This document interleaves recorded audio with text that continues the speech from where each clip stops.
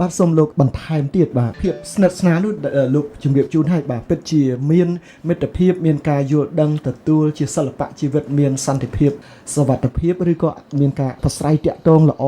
ក្នុងជីវិតនឹងការរីកចម្រើនជាដើមអញ្ចឹងសូមលោកបញ្ជាក់បន្ថែមជូនដល់លោកអ្នកនិងប្រិយមិត្តថាបើសិនជាមនុស្សមិនមានការប្រកបស្និទ្ធស្នាលទេតើវាប៉ះពាល់អីហើយការប្រកបស្និទ្ធស្នាលហ្នឹងវាជួយអ្វីខ្លះទៀតបាទដូចជាពីសំណួរបាទសូមលោកភ្ជាប់តែម្ដងសូមជឿបាទភាពស្និទ្ធស្នាលវាមានប្រយោជន៍ចង់និយាយថាហេតុអីយើងត្រូវការភាពស្នាលខ្ញុំគិតថាបើយើងបកស្រាយទៅតាមសង្គមជីវរស់មានជីវិតរបស់យើងដែលកើតមកហ្នឹងបាទតាមខាងដុកទ័រអ្នកវិភាគទៅលើកាយវិញ្ញាណរបស់យើងហ្នឹងនៅក្នុងផ្ទៃហ្នឹងគេមានគេហៅក្រូម៉ូសូមឬក្តីឬក៏ខាងប្រព័ន្ធយើងរៀនជីវវិទ្យាយើងដឹងណាវិវត្តម្ដងតិចវាត្រូវការភាពកក់ក្ដៅសំបីអ្នកខ្លះបរៀនថាសំបីកូននៅក្នុងផ្ទៃណាម្ដាយត្រូវតែនិយាយទោះបីតែកូនមិនទាន់និយាយកិនឪពុកក៏ត្រូវតែផ្ដល់ភាពកក់ក្ដៅអោបថ្នាក់ថ្នមនិយាយជាមួយកូនណាអាហ្នឹងក៏ជាការជួយឲ្យកូនដែលនៅក្នុងផ្ទៃវាមានភាពរឹងមាំមិនមែនមានន័យទៅតតែកូនមកកូនកើតមកហើយចាំបង្ហាញភាពកក់ក្ដៅអត់ទេជីវៈបានបង្ហាញថាភាពកក់ក្ដៅវាត្រូវការទៀមទានៅពេលដែលបុគ្គលម្នាក់វិវត្តគេហៅថាប្រព័ន្ធ Zen ទៅលើជីវិតមួយហ្នឹងវាមានការរីកចម្រើនអញ្ចឹងអានេះនិយាយអំពីរឿងខាងជីវវិទ្យាប៉ុន្តែនិយាយពីសង្គមយើងដឹងស្រាប់ហើយបុគ្គលម្នាក់កើតមកมันអាចរស់នៅដាក់ដលែកបាទហាក់ដូចជាយើងមិនបានគិតគូរនោះទេបាទយើងដឹងស្រាប់គ្រាន់តែកើតមកងាភ្លាមបាទគាត់ត្រូវការឪពុកត្រូវការម្ដាយត្រូវការពេទ្យត្រូវការបងត្រូវការប្អូនដើម្បីបាទមើលថែផ្ដល់ភាពកក់ក្ដៅអញ្ចឹងយើងឃើញថាអ្នកចិត្តវិទ្យាហៅថាដុកទ័រលើពិភពលោកហ្នឹងគេបានស្រាវជ្រាវច្រើនណាគេថាក្មេងដែលមានភាពអោបច្រើនណាអោបច្រើនគឺមិនសូវឈឺទេបាទហើយកូនដែលកើតមកអត់សូវមានភាពអត់មានកម្លាំងដោយសារតែឪពុកម្ដាយហ្នឹងអត់សូវតែបានយកចិត្តទុកដាក់មើលថែនៅពេលដែលកំពុងតែកផ្ទៃកំពុងតែមាននៅក្នុងទារកនៅឡើយអញ្ចឹងកូនដែលខ្វះភាពកក់ក្ដៅតាំងពីនៅក្នុងផ្ទៃរហូតចេញពីខ្លាយជាកូនធំពេញវ័យហើយប៉ុន្តែនៅពេលមួយកូនគេហៅស្គមស្គាំងរីងរៃឈឺរហូតបាទថ្ងៃមួយដុកទ័រគេពិសោធន៍មើលថាកូននឹងអត់ឈឺអីទេគេដាក់កូនដូចគ្នាកូនដែលមានលក្ខណៈឈឺនិងធំពេញវ័យដូចគ្នាប៉ុន្តែគេដឹងថាហេតុអីបានជាកូនដែលស្គមកំប្រឹងហើយអត់សូវមានកម្លាំងហ្នឹងចេះតែឈឺរហូតបាទគេអាចរកឃើញថាបើសិនជាឪពុកបានមកអោបហើយថើបរាល់ពេលបាទផ្ដល់ភាពកក់ក្ដៅបាទលួងទោះបីកូនអត់បាននិយាយបាទអោបនឹងទ្រូងរហូតបាទមានន័យថាកូននឹងមានភាពកក់ក្ដៅកូននឹងជួយការពារជំងឺទីបញ្ចប់ហើយការព្យាបាលរបស់គ្រូពេទ្យមានភាពប្រសើរអានឹងនិយាយអំពីធំពេញវ័យហើយសង្គមចង់បញ្ជាក់ថាប្រព័ន្ធជីវិតរបស់មនុស្សនៅក្នុងសង្គមត្រូវការភាពកក់ក្ដៅត្រូវការបាទបោះអង្អែលថ្នាក់ថ្នមធ្វើឲ្យគេថាប្រព័ន្ធជីវិតរបស់បុគ្គលម្នាក់ហ្នឹងរីកចម្រើនលូតលាស់បើនិយាយអំពីរឿងវិវត្តទៅដល់វ័យយុវជនឬក៏វ័យដែលមានស្នេហាគឺថាភាពស្និទ្ធស្នាលគឺជាកត្តាចាំបាច់បាទពីព្រោះនៅក្នុងពេលវ័យមួយដែលបុគ្គលម្នាក់ដែលគាត់វិវត្តទៅរកភាពរីកចម្រើនខាងផ្លូវកាយបាទសាច់ដុំគាត់ឡើងបាទដឹងហើយអាយុគាត់ដល់ពេលវេលាមួយគេថាពេញកំមុំពេញកន្លោះហ្នឹងគាត់មិនមែនគាត់រីកចម្រើនត្រឹមតែផ្លូវកាយគាត់ត្រូវការអារម្មណ៍បាទត្រូវការគេហៅមួយយ៉ាងទៀតថាផ្លូវភេទបាទអញ្ចឹងហើយបានសង្គមខ្មែរឬក៏ប្រទេសនៅលើពិភពលោកហ្នឹងគេព្រួយបារម្ភគេចង់ឲ្យយុវជនក្តីចេះយល់ពីអត្ថិភាពចេះរក្សាកាយរបស់ខ្លួនឲ្យបានត្រឹមត្រូវនៅពេលវេលានឹងមកដល់มันអាចធ្វើអ្វីក៏ដោយបាទឲ្យអារម្មណ៍ដែលកំពុងពុះកញ្ជ្រោលវាមកបំផ្លាញកាយទេតាមការពិតបាទភាពទុនខ្សោយនៅផ្លូវអារម្មណ៍បាទនាំច្រើនឲ្យរូបកាយហ្នឹងคล้ายទៅជាបាទការដែលប្រើប្រាស់ជីវិតក្នុងភាពប្រថុយប្រថានអញ្ចឹងរឿងបញ្ហាសំខាន់របស់បុគ្គលម្នាក់ដែលគាត់ក្នុងវ័យស្នេហាតែគេហៅថាវ័យស្នេហាគោលបំណងសំខាន់មិនមែនស្ថិតទៅលើរឿងគាត់តែបំពេញផ្លូវអារម្មណ៍ផ្លូវភេទទេគឺមិនមែនចង់បានថាចង់ឲ្យបានប្រពន្ធចង់បានគ្រួសារទេគឺថាគាត់ចង់បានដៃគូបាទត្រូវការបុគ្គលម្នាក់ដែលអាចនឹងយល់គ្នាទៅវិញទៅមកហើយគាត់អាចពឹងពាក់ស្គាល់គ្នាពីជំរឿចិត្តអាចចោះចរចាផ្ដោះផ្ដងដើម្បីឲ្យជីវិតនឹងទំនាក់ទំនងនៅក្នុងបាទកាយមួយនៅក្នុង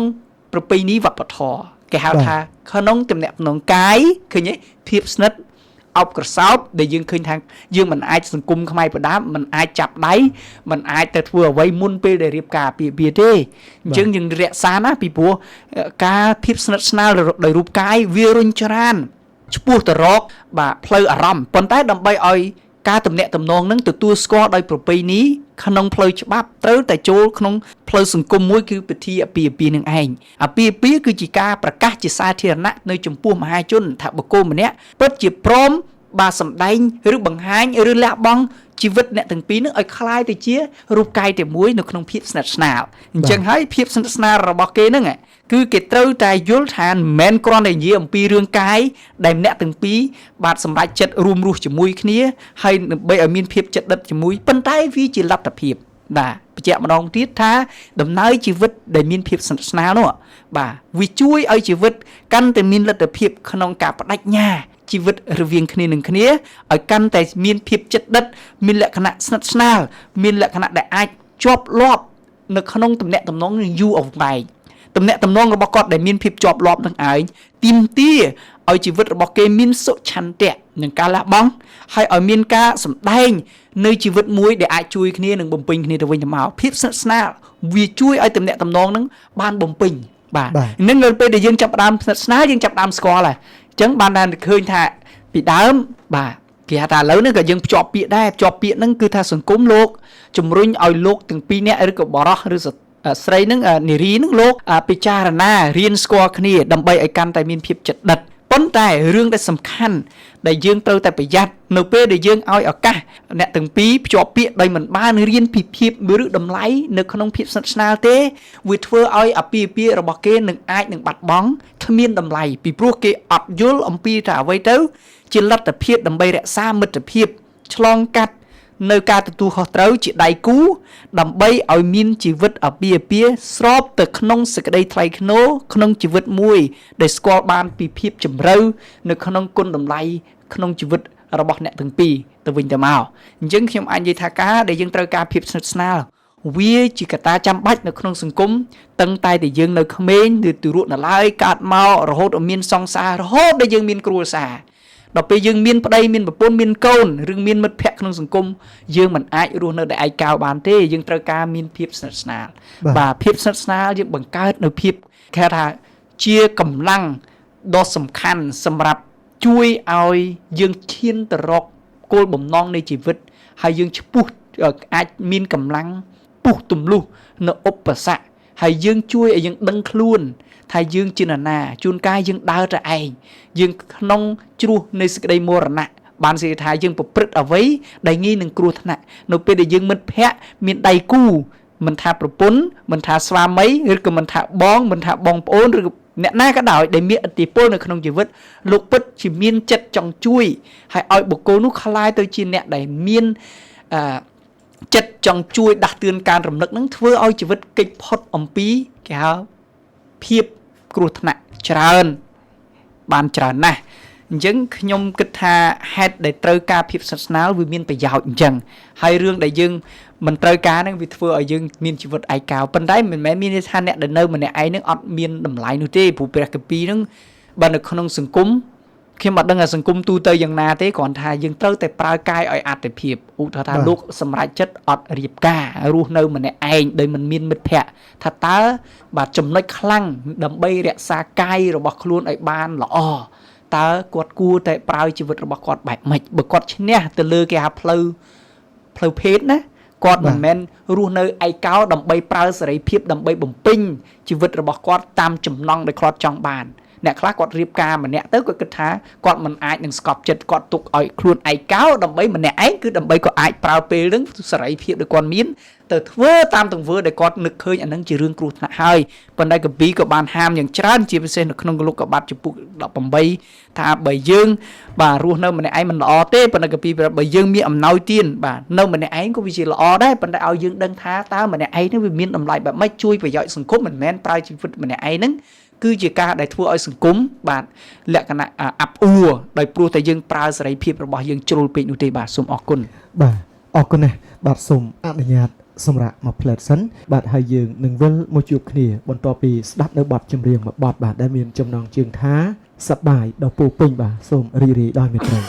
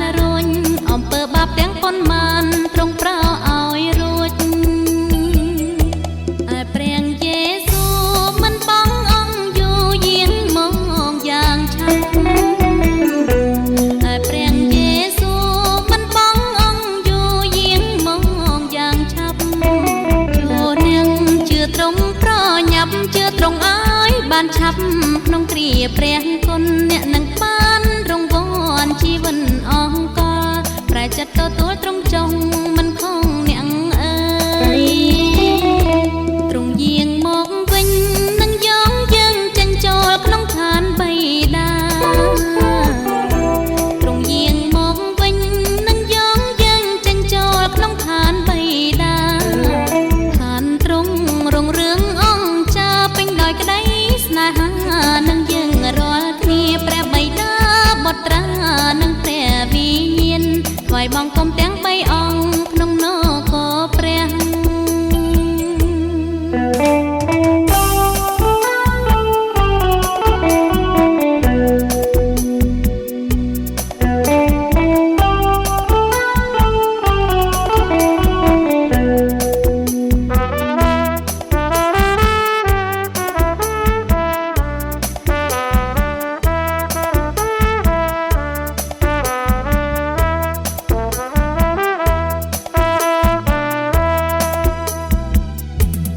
ព្រះយេស៊ូមិនបងអង្គយូរយាងមកយ៉ាងឆាប់ព្រះយេស៊ូមិនបងអង្គយូរយាងមកយ៉ាងឆាប់ជួនឹងជឿត្រង់ប្រញាប់ជឿត្រង់ឲ្យបានឆាប់ក្នុងគ្រាព្រះគុណអ្នកនឹងបានរង្វាន់ជីវិតអង្គប្រែចិត្តទទួលត្រង់ចុងមិនខំអ្នកអើយត្រង់យាងមកវិញនឹងយកយើងចេញចូលក្នុងឋានបៃតាត្រង់យាងមកវិញនឹងយកយើងចេញចូលក្នុងឋានបៃតាឋានត្រង់រងរឿងអង្គចាពេញដោយក្តីស្នេហានឹងយើងរាល់គ្នាព្រះបៃតាបុត្រានឹងព្រះវិញ្ញាណថ្វាយបង្គំទាំង3អង្គក្នុងនគរព្រះ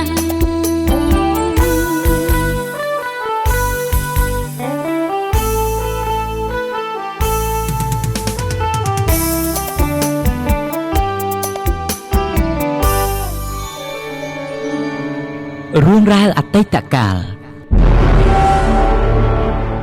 ជំនួយក្នុងពេលបច្ចុប្បន្នសេចក្តីសង្ឃឹមសម្រាប់ថ្ងៃស្អែកចែកជូនលោកអ្នកតាមកម្មវិធីផ្សាយជាច្រើនចេញពីវិទ្យុគ្រួសារ FM 99.5 MHz បាទលោកអ្នកនឹងប្រិយមិត្តជាទីគោរពនិងជាទីមេត្រីលោកអ្នកនាងកំពុងតែតាមដានស្ដាប់នៅក្នុងនេតិស្ដារដួងចិត្តដែលផ្សាយចេញពីគ្រួសារ FM 99.5 MHz នៅក្នុងប្រធានបទសេចក្តីត្រូវការនៅក្នុងភាពស្និទ្ធស្នាលបាទបើលោកអ្នកនឹងប្រិយមិត្តលោកបានតាមដានស្ដាប់លោកមានជាសំណួរឬក៏ចង់ផ្ដល់ជាមតិលោកក៏អាចចូលរួមបានតាមរយៈទូរស័ព្ទមួយប្រព័ន្ធបាទគឺ012 699 និង018បាទនីតិយើងនឹងស្វាគមន៍លោកអ្នកដោយក្តីសំណោះរីករាយបាទឥឡូវនេះយើងនឹងចាប់ផ្ដើមបន្តនៅការពិភាក្សានៅក្នុងប្រធានបទរបស់យើងបន្ថែមទៀតបាទឥឡូវមុននឹងយើងបន្តនោះយើងអនុញ្ញាតទទួលប្រិយមិត្តយើងតែម្ដងគ្រួសារ FM សូមជម្រាបសួរបាទឡូបាទជម្រាបសួរចាអញ្ជើញមកពីខាងណាបាទពីខ្ញុំពីទៅលោកគ្រូបាទសូមជម្រាបឈ្មោះផងបាទខ្ញុំឈ្មោះមុំចម្រើនឆ្លត់ចូលក្នុងកម្មវិធី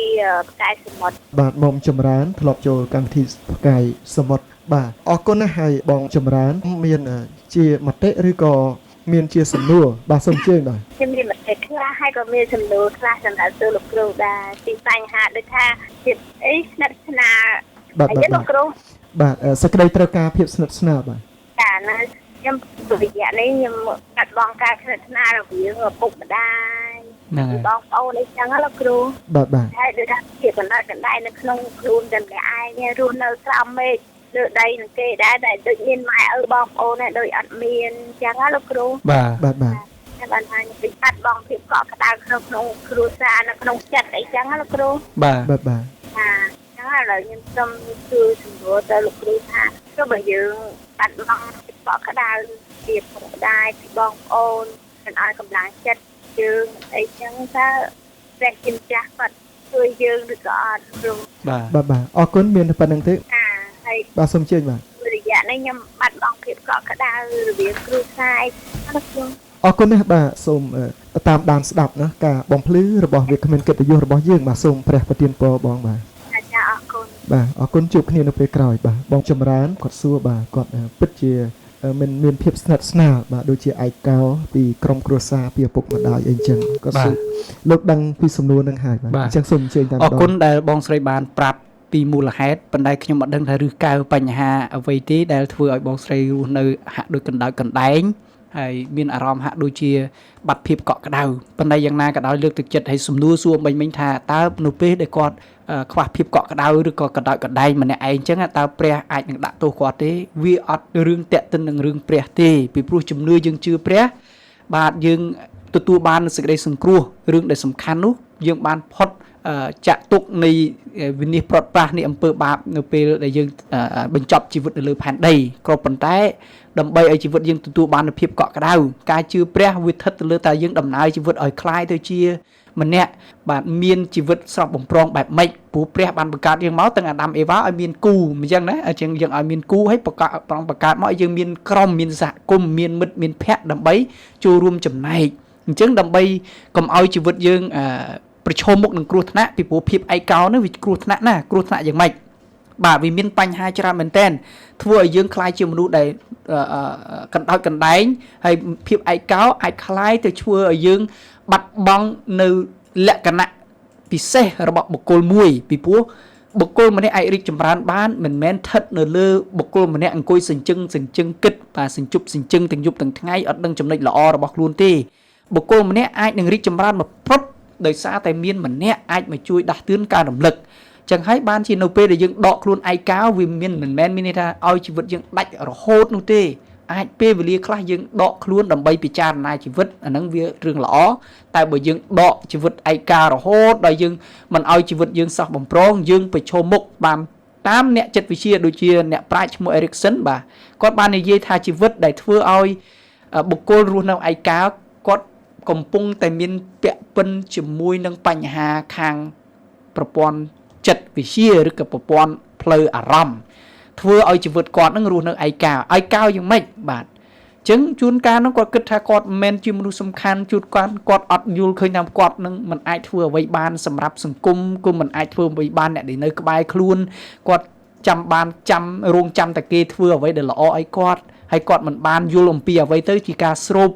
នៅតម្លៃនឹងខ្លឹមសាររៀនបានពីអ្នកដទៃបាទអញ្ចឹងហើយជីវិតដែលរស់នៅឯកានេះបានអាចបង្កើតឲ្យคล้ายទៅជាបញ្ហាសំខាន់ជាពិសេសឈានទៅដល់អារម្មណ៍កណ្ដោចកណ្ដែងឯកោរហូតដល់សម្លាប់ខ្លួនក៏ថាបាននេះជារឿងគ្រោះថ្នាក់មែនតែនប៉ុន្តែសួរថាចុះបើខ្ញុំឯកោក៏សំណួរអំបញ្ញថាវាអាចធ្វើឲ្យប៉ះពាល់ដល់ជីវិតអ្នកជឿព្រះទេវាអាចប៉ះពាល់ដែរព្រោះព្រះជាម្ចាស់ឲ្យយើងបង្កើតជីវិតមួយដែលមានលក្ខណៈជាសហគមន៍ដូចជាលោកពោលទំជឿព្រះលោកបានរស់នៅ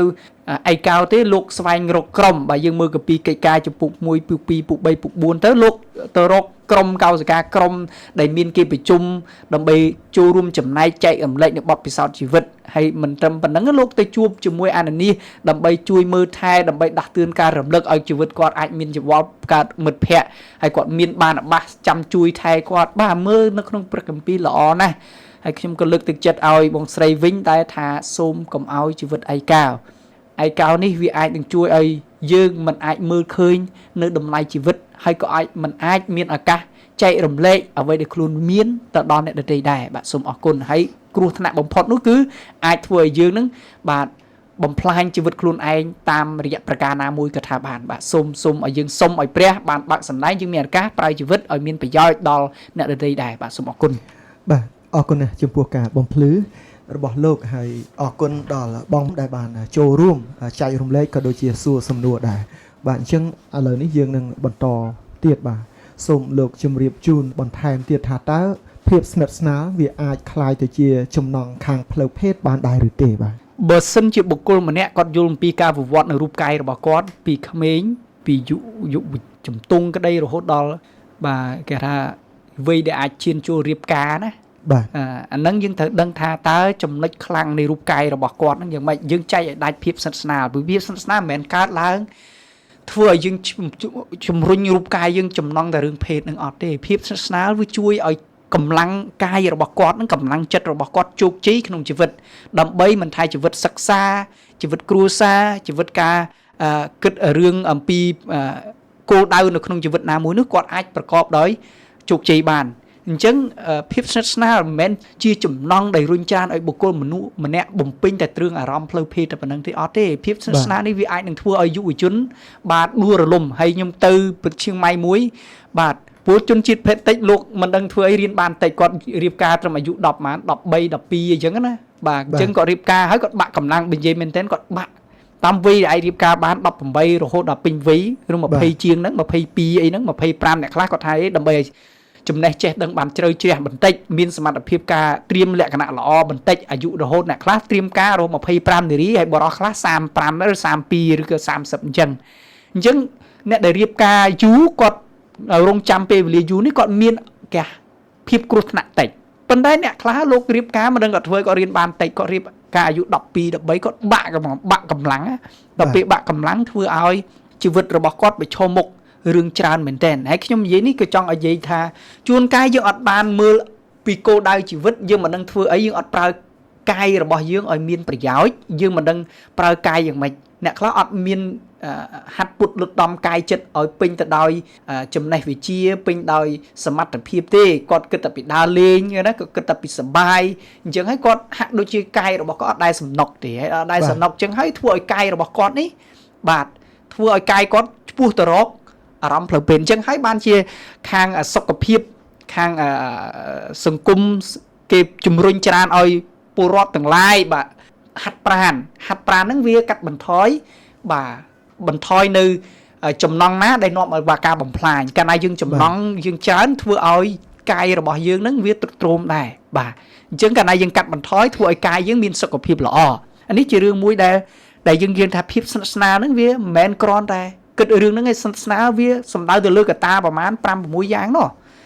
បាទអញ្ចឹងខ្ញុំនឹងបកស្រាយតើកត្តាអីនោះដែលធ្វើឲ្យភាពស្និទ្ធស្នាលបាទតែកត្តាអ្វីខ្លះទៅបាទតាមការដែលលោកបកស្រាយបំភ្លឺនោះហាក់ដូចជាតាក់ទងបាទទៅតែចំពោះការស្និទ្ធស្នាលនៅក្នុងទំនាក់ទំនងជាគូសកលបាទអញ្ចឹងបាទសូមលោកតាក់ទងនឹងការភាពស្និទ្ធស្នាលនេះតើភាពស្និទ្ធស្នាលនេះវាអាចសម្គាល់ពីភាពស្និទ្ធស្នាលនេះថាវាមានសារៈសំខាន់ជាងពីផ្លូវភេទនោះយ៉ាងម៉េចទៅទៀតដែលលោកចង់បន្ថែមបាទដូចខ្ញុំ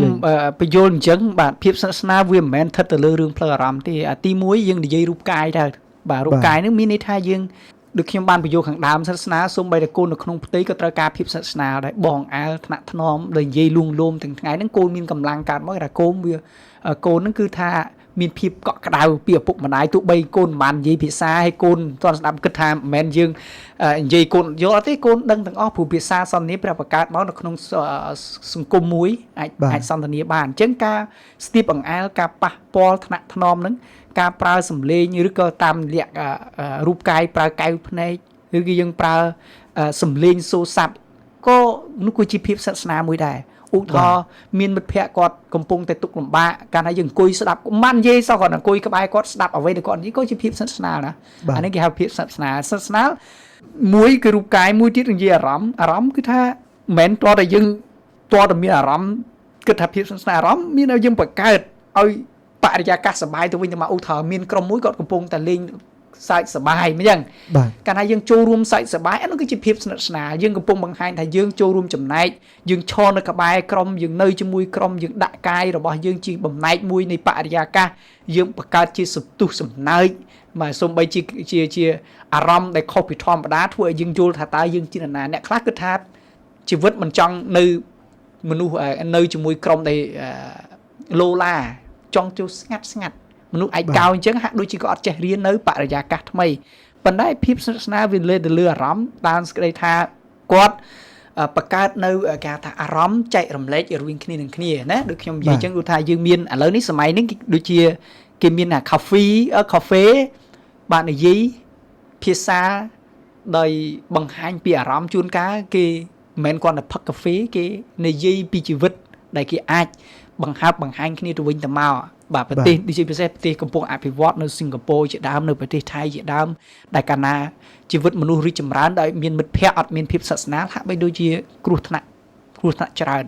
បាទទី2ទី3ខ្ញុំនិយាយអំពីភាពស្និទ្ធស្នាលខាងចំណេះបញ្ញានោះគឺថាគាត់មិនមែនគ្រាន់តែគិតថា រាប់អានមើលឯណាភាពស្និទ្ធស្នាលបូករួមទាំងពីការពិភាក្សាទៅលើប្រធានបទនៃជីវិតការពិភាក្សាទៅលើសិភៅជាពិសេសបងស្រីដែលយើងចូលផ្សារយើងឃើញគាត់អង្គុយមកព្រឹកហ្នឹងគាត់អង្គុយពិភាក្សារឿងជីវិតគ្រួសាររឿងជីវិតសង្គមពីនេះពីនោះនឹងបង្កគាត់មានភាពស្និទ្ធស្នាលគាត់នៅផ្ទះគាត់ឯកោគាត់មិនប៉ុណ្ណឹងខ្ញុំនិយាយនេះមិនមែនគាត់ដកពេលវេលាទៅផ្ទះទៅផ្សារហើយគាត់ទៅជាទៅលេងបៀលេងអីអាហ្នឹងអត់ខ្ញុំអត់និយាយប៉ុន្តែខ្ញុំឃើញបរិយាកាសល្អនៅទីផ្សារទីប្រជុំមហាជននៅប្រភពនៃព័ត៌មានប្រភពចំណេះប្រភពនៃការចែករំលែកជួនកាលគាត់ចំណាយពេលមកព្រឹកហ្នឹងមួយខែម្ដងជាងទៅគាត់ទៅផ្សារគាត់ដើម្បីនិយាយពីធានបទអំពីសង្គមទូទៅដើម្បីជាអាចចែករំលែកគ្នាហើយគាត់បង្ហាញអំពីទស្សនៈជាមួយគ្នាបានជាក្រុមជំនុំយើងសប្តាហ៍ថ្ងៃគេមានអីខាងបរោះខាងស្ត្រីខាងនារីអញ្ចឹងគេចែកឡើងដើម្បីឲ្យយើងយល់ថាតើបរោះគួរចែកក្តាយជាមួយគ្នាមិននារីជួយគួរចែកចាយនេះគេអាចចែករំលែកនៅតម្រេះយោបល់បញ្ញាគំនិតដែលខ្លួនមានភាសាឲ្យបានល្អរីកចម្រើនបាទអរគុណបាទសូមអនុញ្ញាតទទួលលោកតារាគ្រួសារ FM សូមជម្រាបសួរបាទសូមជម្រាបសួរលោកគ្រូបាទអរគុណណាស់នឹករលឹកឲ្យចូលតែម្ដងលោកគ្រូសំណាងបាទសុខសប្បាយលោកគ្រូសុខសប្បាយជាធម្មតាបាទបាទខ្ញុំមានសំណួរខ្លះខ្ញុំចង់សួរលោកគ្រូថាធម្មតាភាពស្និទ្ធស្នាលហ្នឹងបាទវាមានបញ្ហាច្រើនរវាងបុរសនិងស្ត្រីបាទទោះជាពេលខ្លះបុរសគាត់មានគ្រួសារក៏ដោយស្ត្រីមានគ្រួសារក៏ដោយប៉ុន្តែនៅតែមានការយល់ច្រឡំហើយនៅតែមានសេចក្តីស្រឡាញ់ទៅចំពោះគ្នាទៅវិញទៅមកបាទខ្ញុំមើលឃើញច្រើនហើយខ្ញុំមើលឃើញថាស្ត្រីឬក៏បុរសតែងតែប្រៀបធៀបប្តីខ្លួនឯងប្រពន្ធខ្លួនឯងទៅជាមួយអ្នកដទៃឬក៏ទៅជាមួយមិត្តភក្តិមិត្តភក្តិខ្ញុំចេះអញ្ចឹងណាបាទហើយវាធ្វើឲ្យមានការដែលមិនល្អច្រើនតើខ្ញុំចង់សួរលោកគ្រូថាយើងធ្វើយ៉ាងម៉េចដើម្បីការពារខ្លួនយើងឲ្យរួចផុតពីការធ្លាក់ទៅក្នុងអំពើបាបតាមរយៈការលងអារម្មណ៍ទៅអ្នកដទៃនិងការស្និទ្ធស្នាលជាមួយមិត្តភក្តិដែលជាមិត្តសម្លាញ់របស់យើងដែលយើងរាប់អានដែលយើងស្និទ្ធស្នាលអញ្ចឹងណាហើយមួយទៀតធ្វើយ៉ាងម៉េចដើម្បីការពារចិត្តរបស់គេដែរកុំឲ្យគេគិតមកលើយើងណាទង្វើរបស់យើងដែលសម្ដែងទៅគេហ្នឹងយើងធ្វើម៉េចដើម្បីការពារគេកុំឲ្យគិតមកលើយើងថាយើងមានអារម្មណ៍ស្រឡាញ់គេដូចជាយកចិត្តទុកដាក់ជាមួយគេខ្លាំងដូចជាមានស្នេហាជាមួយគេអញ្ចឹងបាទខ្ញុំសូមសួរសំណួរលោកគ្រូប៉ុណ្ណឹងសូមអរគុណបាទសំណួរល្អបាទអរគុណបាទសូមជម្រាបលាបាទព្រះប្រធានពរបាទសូមជូនទៅលោកគ្រូសំណាងតែម្ដងសូមជឿបាទជាការពិតណាសង្គមដែលយើងរស់នៅសពថ្ងៃហ្នឹងគឺយើងពើប្រទះបញ្ហាហ្នឹងច្រើនប៉ុន្តែសួរថាធ្វើម៉េចដើម្បីយើងការពារបរោះដែលមានភរិយាហើយឬក៏ភរិយាដែលមានស្វាមីហើយសូម្បីតែមិត្តភក្តិដែលកំពុងតែមានគូស្នេហ៍នៅឡើយនេះជួនកាលប្រជែងគ្នាបាទដើម្បីយកភាពស្និទ្ធស្នាលនេះឲ្យទៅជាបង្កទៅរឿងស្នេហាជ្រុលខុសពីធម្មតារហូតដល់ធ្លាក់ខ្លួនគេហៅថាក្បត់ផិតជាថាបានបាទវាមានកត្តាបាទទី1ខ្ញុំសូមបញ្ជាក់ថាធ្វើម៉េចទី1យល់ព្រំដែនរបស់យើងព្រំដែននោះប្រែព្រំដែនអីភាពស្និទ្ធស្នាលកើតឡើងមិនមែនស្ថិតនៅលើរឿងអារម្មណ៍ទេខ្ញុំនិយាយបញ្ជាក់ខាងដើមកាលណាយើងស្និទ្ធស្នាលដោយព្រោះយើងជាមនុស្សខ្វះខាតនៃភាពកក់ក្ដៅអារម្មណ៍យើងនឹងស្វែងរកបុគ្គលម្នាក់ទៀតដែលអាចនឹងបំពេញអារម្មណ៍យើងអានេះជារឿងការពិតឯបរិសម្នាក់ដែលគាត់រកគូពីព្រោះគាត់យល់ថាគូមួយនោះមិនបានបំពេញអារម្មណ៍ឲ្យគាត់អញ្ចឹងបុគ្គលមិនថាបរិសនារីឬក៏យុវជនយុវនារីដែលកំពុងស្វែងរកសេចក្តីស្នេហាបកកើតឡើងតាមរយៈភាពស្និទ្ធស្នាលគាត់កំពុងឲ្យតម្លៃស្នេហាត្រឹមតែជាអារម្មណ៍ការបំពេញអារម្មណ៍ប៉ុន្តែមិនមែនជាសុវត្ថិភាពផ្លូវកាយទេអញ្ចឹងហើយបានយើងសិក្សាអំពីស្នេហាខ្ញុំមិនចង់និយាយទេភាសាលោកអ្នកខ្លះក៏ដឹងហើយមិនថាភាសាក្រិចអាកាពេស្រឡាញ់លះបង់ណា Eros ខាងតណ្ហាស្នេហានិង Phileo ស្រឡាញ់នៅក្រៅមិត្តភាពជាបងប្អូនតែយើងគួរឲ្យនិយមន័យបែបម៉េចអញ្ចឹងទី1ខ្ញុំចង់ឲ្យយើងបុរសស្ត្រីក៏ដោយដឹងអំពីព្រំដែនរបស់យើងនៅពេលដែលយើងចាប់ផ្ដើមដឹងថាខ្លួនមានស្វាមីឬក៏មានភរិយាតើយើងរាប់អានបុគ្គលម្នាក់នោះយើងរាប់អានភាពស្និទ្ធស្នាលបែបម៉េចបែបតម្រូវការនៅក្នុងផ្លូវអារម្មណ៍ដែលគិតថាប្រពន្ធឬស្វាមីមិនអាចបំពេញឲ្យខ្ញុំត្រូវតែរាប់អានបុគ្គលម្នាក់ទៀតដើម្បីអ្នកនឹងអាចបំពេញឲ្យខ្ញុំឬយ៉ាងម៉េចតាមពិតការគិតបែបនេះវាធ្វើឲ្យបុគ្គលម្នាក់នោះកំពុងគ្រោះថ្នាក់រួចទៅហើយបានសេចក្តីថាបុគ្គលត្រូវតែប្រយ័ត្នពីព្រោះនៅពេលដែលយើងចាប់ផ្ដើមឲ្យនិយមន័យភាពស្និទ្ធស្នាលយើងអត់ទាន់យមន័យទេភាពស្និទ្ធស្នាលពិតប្រាកដ យើងត្រូវចាប់ផ្ដើមតាំងតែពីយើងសម្រេចចិត្តចាប់ធ្វើជាដៃគូមុនពេលដែលយើងមិនទាន់រៀបការបានសេចក្តីថាបុគ្គលមិនថាជាបរិសមិនថាជានារីនៅពេលដែលគាត់ខ្លាយទៅជាគ្រួសារមួយគាត់យល់ថាភាពស្និទ្ធស្នាលមិនមែនគ្រាន់តែចាប់ផ្ដើមរៀបការហើយខ្លាយជាគ្រួសារឲ្យមានកូនបាន 3-4 ឆ្នាំហើយគាត់លែងលះគ្នាអត់ទេភាពស្និទ្ធស្នាលគាត់ត្រូវរៀនតាំងពីអីការបង្កើតបរិយាកាសកំសាន្តជាមួយគ្នាដូចជាលេងហ្គេមបាទចែកចាយនៅក្តីអំណរមើលទូរទស្សន៍ជាមួយគ្នាបាទយើងជោគជ័យជាមួយគ្នាយើងខកចិត្តជាមួយគ្នានៅអ្វីដែលជាការបាត់បង់យើងចែករំលែកការអស់សប្បាយជាមួយគ្នាយើងបង្កើតបរិយាកាសជាមួយគ្នាសូម្បីនៅក្នុងពេលវេលាគេថាកំសាន្តការច្នៃប្រឌិតតុបតែងផ្ទះបោសសម្អាតធ្វើម្ហូបបាទលាងបន្ទប់ទឹកជូតផ្ទះធ្វើអគារធ្វើនេះដាំស្លបាទតួនាទីបរិសក៏ត្រូវតែរៀនបានភាពស្និទ្ធស្នាលក្រៅពីកាយក៏ត្រូវប្រើពេលវេលាបរិយាកាសក្នុងការច្នៃប្រឌិតដើម្បីឲ្យជីវិតកាន់តែស្គាល់គ្នាច្រើនឡើងថាប្រពន្ធខ្ញុំប្តីខ្ញុំគាត់មានលក្ខណៈពិសេសបែបនេះខ្ញុំកាន់តែស្គាល់ដែលគ្មាននារីណាបុគ្គលណាដូចគាត់ឡើយកាលណាយើងអត់យល់អំពីភាពស្និទ្ធស្នាលចាប់ផ្ដើមតាំងពីគេថាតាមច្បាប់គ្រួសារគេថាភាពស្និទ្ធស្នាលកើតឡើងតាំងពីនៅក្បែរកន្លែងចង្ក្រាននោះចង្ក្រានគឺជាកន្លែងបង្កើតជីវិតគ្រួសារឲ្យកាន់តែមានន័យមានន័យថាបរិសខ្លះអត់ចូលចិត្តទៅក្បែរចង្ក្រានទេប៉ុន្តែនារីគាត់ត្រូវការឲ្យបរិសយកចិត្តទុកដាក់ជួយគាត់នោះហើយជាកន្លែងមួយដែលជួយឲ្យជីវិតគ្រួសារកាន់តែស្គាល់គ្នាឲ្យស្និទ្ធស្នាលមិនមែនចាប់ផ្ដើមថាគឺការអោបរឹតអោបក្រសោបគិតថាស្និទ្ធស្នាលអត់ទេស្និទ្ធស្នាលបង្កើតនៅបរិយាកាសភាពស្និទ្ធស្នាលវាកើតឡើងតាំងពីការបំរើបាទតើបរិសជាប្តីបំរើប្រពន្ធបែបម៉េចដែលធ្លាប់បោកកៅឲ្យប្រពន្ធទេបើប្រពន្ធនេះធ្លាប់ធ្វើអ្វីដែលជាលក្ខណៈពិសេសឲ្យប្តីទេគិតថាយើងចែកទូនាទីគ្នាដាច់ដライបរិសត្រូវធ្វើអញ្ចេះនារីធ្វើអញ្ចោះកាលណាយើងគិតបែបយ៉ាងដូចនេះយើងអត់យល់ពីការបំរើដើម្បីបង្កើតភាពស្និទ្ធស្នាលនោះហើយនាំឲ្យជីវិតគ្រួសារឆ្ពោះទៅរកភាពប្រេះស្រាំភាពស្និទ្ធស្នាលជួយឲ្យយើងដឹងថាការបំរើដូចជាការបង្រៀនគ្នាបង្រៀនកូនបើថាប្រពន្ធគាត់រវល់យើងបង្រៀនកូនទៅហើយបើសិនជាប្រពន្ធថ្ងៃហ្នឹងគាត់រវល់យើងបង្រៀនគ្នាហើយយើងគួរតែរៀនមេរៀនល្អដូចខ្ញុំអានសៀវភៅល្អខ្ញុំប្រាប់ប្រពន្ធដែលប្រពន្ធគាត់មានអ្វីដែលល្អប្រាប់គ្នាដើម្បីយើងរកពេលវេលាណាមួយយើងដាក់ថ្ងៃដូចថ្ងៃច័ន្ទថ្ងៃអង្គារយើងត្រូវតែមានរឿងណាមួយមកពិភាក្សាជាមួយគ្នាអានេះគេហៅថាការបំរើគ្នាការដែលយើងអាចចូលទៅបរិយាកាសដើរទៅនេះទៅនោះយើងត្រូវយើងជួយគ្នាទៅវិញទៅមកហើយយើងអាចដោះស្រាយបញ្ហាជាមួយគ្នាទៅវិញទៅមកអ្វីខ្លះនៅក្នុងជីវិតគ្រួសារកាលណាយើងធ្វើអញ្ចឹងបានណាខ្ញុំធានាមិនថាបរិសមិនថានារីគាត់នឹងស្គាល់ព្រំដែននៅពេលដែលយើងចាប់ផ្ដើមទៅរាប់អាននារីដទៃគាត់មិនអាចផុងឬក៏ធ្លាក់នៅក្នុងគេហៅចំណងផ្លូវភេទឬក៏សេចក្តីល្បួងនៃស្នេហាខែបែបកំផិតទេជាក់ស្ដែងនៅក្នុងព្រះគម្ពីរដោយព្រះយេស៊ូវទៅជួបស្ត្រីសាសាមារីព្រះអង្គដឹងច្បាស់ព្រោះព្រះអង្គនៅលីវផងព្រះអង្គរៀបការទេប៉ុន្តែព្រះអង្គទៅជួបបើនិយាយមែនតើព្រះអង្គមានសុភ័ស្អាតណាស់បើនិយាយពីសិក្សាសម័យនោះចុះព្រះអង្គទៅជួបស្ត្រីសាសាមារីហេតុអីបានព្រះអង្គអាចទៅបានដោយមិនមានអារម្មណ៍បែបខាងផ្លូវភេទពីព្រោះព្រះចែកច្បាស់ណាស់នៅពេលដែលយើងចាប់ផ្ដើមតំណែងតំណងយើងត្រូវដឹងខ្លួនថាយើងជានរណាយើងជាបរិសដែលមានភរិយាហើយក៏ជានារីដែលមានស្វាមីហើយក៏ជាបុគ្គលបើថាអ្នកដែលនៅកំឡោះដែលជាគូដែលត្រូវបានគេភ្ជាប់ពាក្យរួចទៅហើយមិនថាជាបរិសឬស្ត្រីទេកាលណាយើងជាឪពុកជាម្ដាយដែលមានគ្រួសារហើយយើងក៏ត្រូវដឹងថាយើងក៏មានកូនមានប្រពន្ធរួចទៅហើយនៅឯផ្ទះសម្បែងបាទកាលណាយើងតំណែងតំណងហួសព្រំដែនធ្វើឲ្យជីវិតរបស់យើងនឹងប្រឈមមុខគ្រោះថ្នាក់ជាពិតប្រាកដបាទសូមអរគុណបាទអរគុណដោយសារពេលវេលាក៏អស់ទៅហើយបាទអញ្ចឹងសូមលោកជម្រាបជូនឲ្យសង្ខេបដែរចុងក្រោយថាតើធ្វើយ៉ាងម៉េចទើបអាចធ្វើឲ្យជីវិតនឹងមានភាពស្និទ្ធស្នាលនៅក្នុងគ្រួសារនិងស្នេហានឹងវាបានល្អត្រឹមត្រូវនោះបាទសូមសង្ខេបឲ្យនឹងជូនពរខ្ញុំប្រាប់បញ្ជាក់មួយទៀតថាព្រះជាម្ចាស់បានបង្កើតមកឲ្យមនុស្សត្រូវការគូត្រូវការគ្នាទៅវិញទៅមកដើម្បីបំពេញអញ្ចឹងមិនថាយើងលោកអ្នកជាអ្នកជឿព្រះក្រុមជំនុំបាទជាមូលដ្ឋានសំខាន់សម្រាប់រៀន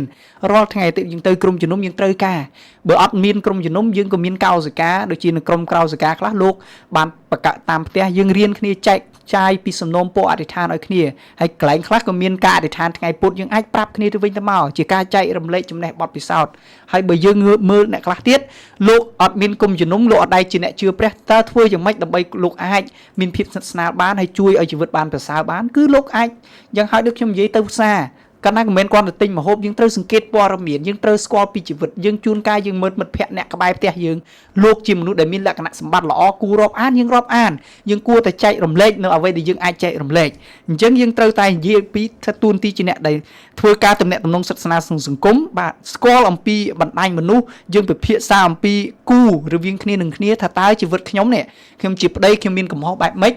នៅក្នុងគ្រួសារមានកំហុសបែបម៉េចអញ្ចឹងហើយបានជានៅក្នុងក្រុមជំនុំគេបង្កើតអំពីបរិយាកាសរៀនគ្រួសារចែករំលែកបទពិសោធន៍ថាតើគ្រួសារខ្ញុំអត់យកគ្រួសារមួយទៅអួតគ្នាទេយើងរៀនដើម្បីយើងកែគ្នាទៅវិញទៅមកហើយរឿងពលឹងវិញ្ញាណក៏ដូចគ្នាដែរយើងចែកចាយបទពិសោធន៍យើងបដិញ្ញាជាមួយគ្នាយើងឲ្យតម្លៃនៃគ្រួសារដូចគ្នាដើម្បីដឹងថាតើតម្លៃគ្រួសាររបស់យើងឲ្យតម្លៃត្រង់ណាបើមិនដូច្នោះទេយើងប្រកាសជាគិតថាគ្រួសារក៏ដូចជាគ្រួសារដទៃទៀតគិតថាការចំណាយពេលវេលានៅខាងក្រៅប្រព្រឹត្តកំពើកំផិតនោះវាជារឿង